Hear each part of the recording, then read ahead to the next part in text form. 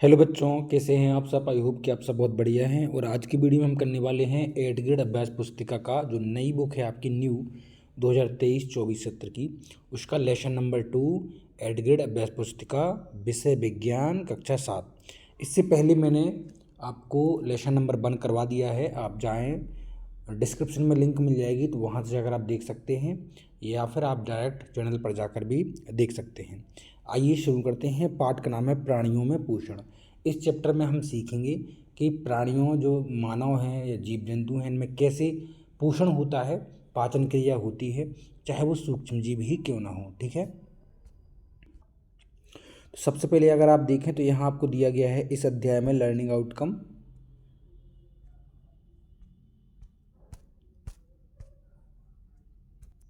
तो देखिए, सबसे पहले आपको यहाँ क्या दिया गया है, सहपाठी का नाम लिखें और प्रोटीन में भोजन। देखो, यह जो है प्रोटीन के घटक हैं, ध्यान रखना। दूध, दही, पनीर, दाल, अंडा, मछली, मूंगफली और मांस, इन सब में प्रोटीन पाया जाता है। अब आपको 10 अपने दोस्तों के नाम लिखना है और इनमें से ही किसी एक का नाम यहाँ लिख देना है। जैसे यहाँ आपके दोस्त का नाम है रोहित, ठीक है, तो रोहित का नाम यहाँ लिखना है और वो क्या खाता है, पनीर।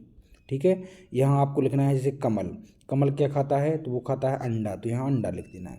इस तरह से इस टेबल को आप अपने दोस्तों का नाम लिखकर इसको कंप्लीट कर सकते हैं।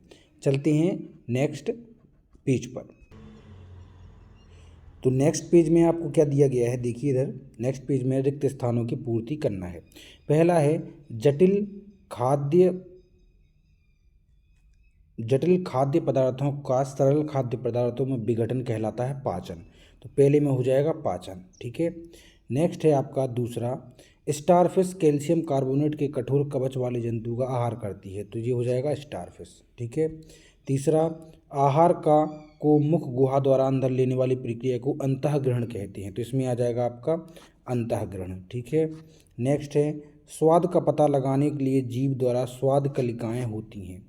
नेक्स्ट है आपका आमाशय HCl का स्त्राव करते हैं, यानी हाइड्रोक्लोरिक अम्ल का। ठीक है, नेक्स्ट है निम्नलिखित विकल्पों में से सही विकल्प चुनकर लिखें। लाल ग्रंथि रस स्त्रावित करती है, तो जो लाल ग्रंथि होती है वो लाला रस स्त्रावित करती है। कौन सा रस, लाला रस। नेक्स्ट है शरीर की सबसे बड़ी ग्रंथि जो पित्तरस बनाती है, तो यकृत जो शरीर की सबसे बड़ी ग्रंथि है जिसमें से एंजाइम रिलीज होता है, पित्तरस।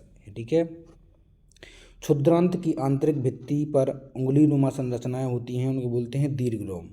नेक्स्ट है मनुष्य के पाचन में सेल्यूलोज का पाचन नहीं होता, क्योंकि मनुष्य के पाचन में सेल्यूलोज को पचाने वाला सूक्ष्म जीव नहीं पाया जाता।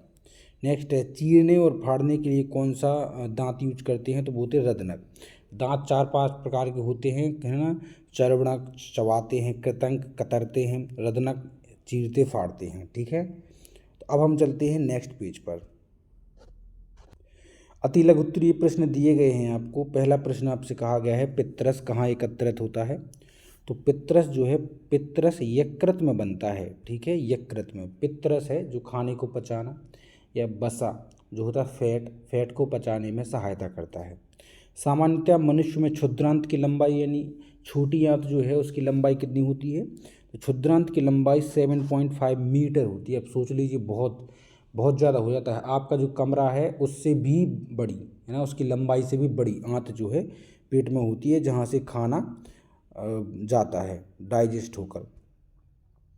मानव पोषण के विभिन्न चरणों को सही क्रम में लिखें। तो देखो, पहला हो जाएगा अंतःग्रहण, हम अंदर लेते हैं, पाचन, ठीक है, अवशोषण, स्वांगीकरण और फिर निष्कासन। नेक्स्ट है पित्त कहाँ निर्मित होता है, तो पित्त बताया बच्चों कि यकृत में निर्मित होता है। पित्त भोजन के घटक वसा के पाचन में सहायता करता है। ठीक है, यकृत में निर्मित होता है। नेक्स्ट है विभिन्न प्रकार के दांतों की कार्य लिखिए और नाम लिखिए। सबसे पहले है कृतक, कृंतक। कृंतक जो है उसका काम होता है कुतरने का काम होता है, वो चीज़ों को कुतरता है। दूसरा है रदनक, रदनक जो होता है भोजन को चीरने फाड़ने का काम करता है। नेक्स्ट है अग्र चवर्णक, तो होता है आगे, भोजन को चबाने का काम करता है, और चवर्णक भी भोजन को चबाने का काम करता है। ठीक है, नेक्स्ट है शरीर की सबसे बड़ी ग्रंथि का नाम बताएं और इनमें कौन सा रस स्त्रावित होता है, यह किस घटक का पाचन करता है। तो यकृत जो है शरीर की सबसे बड़ी ग्रंथि है, इसमें पित्त रस स्त्रावित होता है, यह वसा के पाचन में सहायता करता है। ठीक है, अब देखो मैं आपको एक बताता हूँ, यहाँ पर थोड़ी मिस्टेक हो गई। क्या यह जो आंसर है ना, यह इसका आंसर है, ध्यान रखना। ठीक है, और यह जो आंसर है ना, यह इसका आंसर है। ओके, ध्यान रखना आपको। देखो उस कार्बोहाइड्रेट का नाम बताइए जिसका पाचन रूमिनेंट जुगाली करने वाले जानवरों द्वारा किया जाता है। तो इसका आंसर है ये वाला कि सेलुलोज जानवरों द्वारा पचाया जा सकता है, क्योंकि इनमें सेलुलोज एंजाइम होता है जो मानव शरीर में स्रावित नहीं होता। नेक्स्ट है आपका दीर्घरोम क्या है, यह कहाँ पाए जाती हैं, कार्य लिखिए। तो देखो इसका आंसर है क्षुद्रांत के आंतरिक भाग में उंगली नुमा संरचना, जिनका कार्य पचे हुए भोजन के अवशोषण के लिए क्षेत्र को बढ़ाना है। ठीक है सॉरी, घास खाने वाली जंतुओं में पाचन की क्रिया लिखना है आपको। ठीक है, तो देखो घास खाने वाले जंतुओं की छोटी आंत और बड़ी आंत के बीच एक लंबी संरचना होती है जिसे अंधनाल कहते हैं। सेलुलोज को पाचन इसी स्थान पर होता है, क्योंकि अंधनाल में एंजाइम स्रावित होता है जो सेलुलोज का पाचन करता है। ठीक है, चलते हैं नेक्स्ट क्वेश्चन पर। नेक्स्ट क्वेश्चन आपको कहा गया है मानव पाचन तंत्र का चित्र बनाइए, उनके विभिन्न भागों को लिखिए। तो मानव पाचन तंत्र का चित्र बना सकते हो, नाम तो मैं आपको बता रहा हूँ, चित्र आपको खुद बनाना है, और चित्र मैं सबसे आपको लास्ट में बताऊंगा वीडियो के।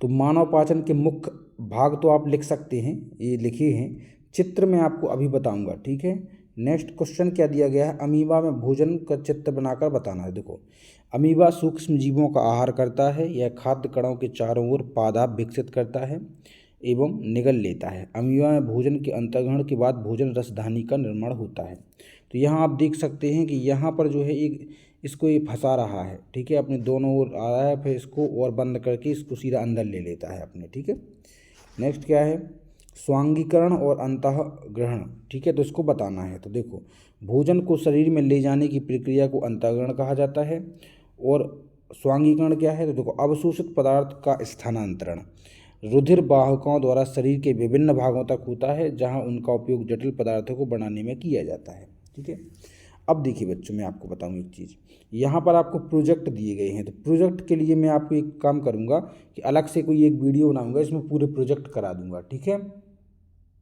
जिसमें जो प्रोजेक्ट हैं वो सब करा दूँगा। अब चलते हैं, मैंने बोला था कि आपको पाचन तंत्र का चित्र दिखाएंगे, को उसको दिखा देते हैं। तो यहाँ आपको दिख रहा होगा पाचन तंत्र का चित्र। ठीक है बच्चों, यहाँ आप देख लीजिए, वीडियो की क्वालिटी इंक्रीज कर लें जिससे आपको क्लियर भी दिखे। ठीक है, मिलते हैं नेक्स्ट वीडियो में जल्दी ही, तब तक के लिए टेक केयर, बाय बाय।